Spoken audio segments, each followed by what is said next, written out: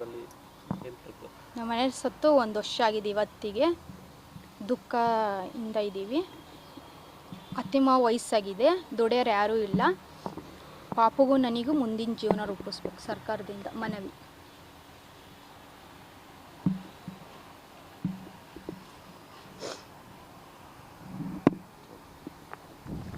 ಸುಮ್ಮನೆ ಅದು ಮೇಡಮ್, ನಿಮ್ಮ ಮಗ ಕೊಲೆಯಾಗಿ ಇವತ್ತಿಗೆ 1 ವರ್ಷ ಆಯಿತು, ಇನ್ನೂ ದುಃಖದಲ್ಲೇ ಇದೆ. ಮರೆಯೋಕ್ಕಾಗ್ತಾ ಇಲ್ಲ ನಮಗೆ. 1 ವರ್ಷ ಕಳೆದ್ಬಿಟ್ಟೆ ನನ್ನ ಮಗ ಇಲ್ಲಿ. ಮೊಮ್ಮಗನ್ ನೋಡಿದ್ರೆ ಆರು ಬರುತ್ತವೆ ಇದಕ್ಕೆ.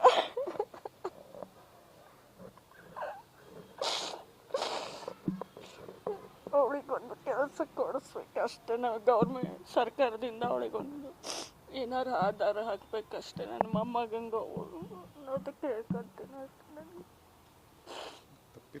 ಅವ್ರಿಗೆ ಶಿಕ್ಷೆ ಆಗ್ಬೇಕಷ್ಟೆ.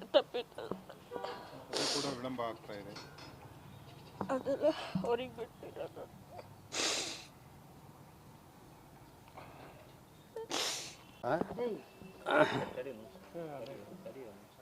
ಈ ದಿನಕ್ಕೆ ನನ್ನ ಮಗ ಕೊಲೆಯಾಗಿ 1 ವರ್ಷ ಆಯಿತು ಕರೆಕ್ಟಾಗಿ.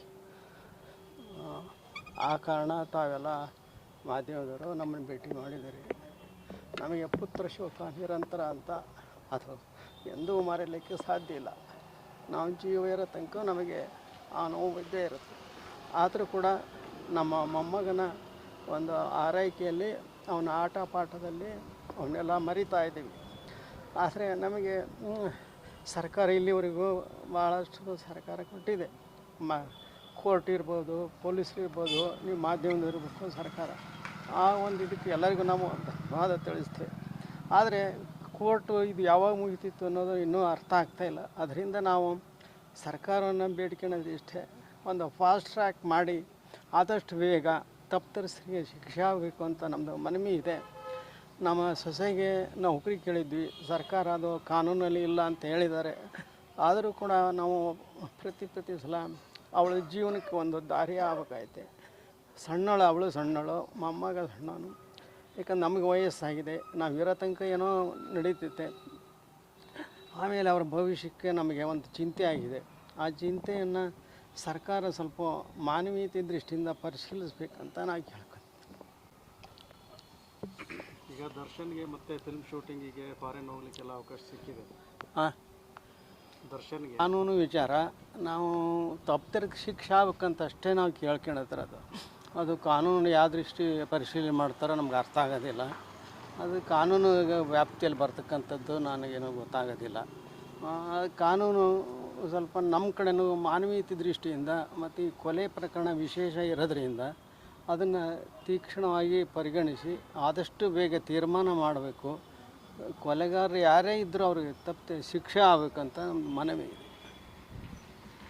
ರೇಣುಕಾಸ್ವಾಮಿ ಕುಟುಂಬ ಬರ್ತಾ ತಟಸ್ಥ ನೀತಿ ಮೌನ ವಹಿಸ್ತಾ ಇರೋದೆಲ್ಲ ನೋಡಿದರೆ ಜನ, ದರ್ಶನ್ ಹೊರಗಡೆ ಬಂದಾದ್ಮೇಲೆ ಇಲ್ಲ ನಮಗೆ ಅದಕ್ಕೂ ಸಂಬಂಧ ಇಲ್ಲ. ನಾವು ತಟಸ್ಥ ಏನೂ ಇಲ್ಲ. ನಮಗೆ ಕಾನೂನಲ್ಲಿ ನಾವೇ ಯಾಕೆ ನಾವು ಭಾಗವಹಿಸಿದ್ದು ನಮಗೆ ಇದೆಲ್ಲ ಇಷ್ಟ ಇಲ್ಲ. ಕಾನೂನು ಅದರದ್ದೇ ಆದ ಕ್ರಮ ಇರುತ್ತೆ, ಅದರಲ್ಲಿ ಕ್ರಮ ತಗೊಂತಾರೆ. ನಮಗೆ ಕಾನೂನು ಬಗ್ಗೆ, ಪೊಲೀಸರ ಬಗ್ಗೆ, ಸರ್ಕಾರ ಬಗ್ಗೆ ಸಂಪೂರ್ಣ ನಂಬಿಕೆ ಇದೆ. ನ್ಯಾಯ ಸಿಗುತ್ತೆ ಅಂತ ನಮಗೆ ಭರವಸೆ ಇದೆ. ಈಗ ಸುಪ್ರೀಂ ಕೋರ್ಟ್ ಹೋಗಿದೆ ಕೇಸು. ಸುಪ್ರೀಂ ಕೋರ್ಟ್ ಅದು ಬೇಲ್ ಪ್ರಕರಣಕ್ಕೆ ಹೋಗಿದೆ. ಮೇನ್ ಪ್ರಕರಣ ಇನ್ನೂ ಶುರು ಆದಾಗೇ ಇಲ್ಲ. ಸರ್ಕಾರನೇ ಅದು ಸುಪ್ರೀಂ ಕೋರ್ಟ್ ತನಕ ಹೋಗಿದ್ದಾರೆ. ಇದು ಅತ್ಯಂತ ವಿಶೇಷ ಪ್ರಕರಣ. ಅಲ್ಲಿ ಹೋಗಿದ್ದು ನಮಗೆ ಯಾರಿಗೂ ಗೊತ್ತಿಲ್ಲ ಅಂತ ಎಲ್ಲರೂ ಹೇಳ್ತಾರೆ. ಆದರೆ ಸರ್ಕಾರ ಇದರ ಬಗ್ಗೆ ಪೊಲೀಸ್ನವರು ಒಂದು ವಿಶೇಷ ಆಸಕ್ತಿ ವಹಿಸಿ ಸುಪ್ರೀಂ ಕೋರ್ಟ್ ತನಕ ಹೋಗಿದ್ದಾರೆ.